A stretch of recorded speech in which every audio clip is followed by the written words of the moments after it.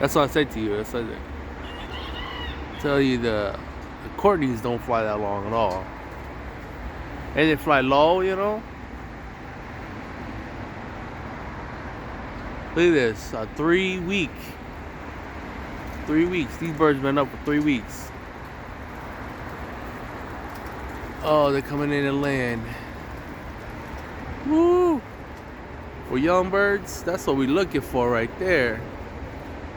3 weeks old. Alright guys, it's June 2nd, 2022. We over here at Chinese Loft.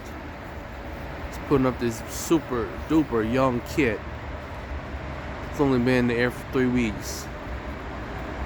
They've been flipping, tail riding already.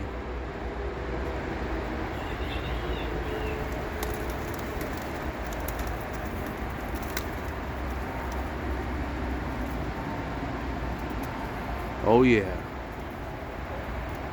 Very impressed with them. Been a really good kit so far. I wish I recorded earlier, but I was busy watching the kit. But I'll definitely come back out here and check them out. Give them a little bit more time and check them out again. But yeah, guys, looking good, looking good. Very promising.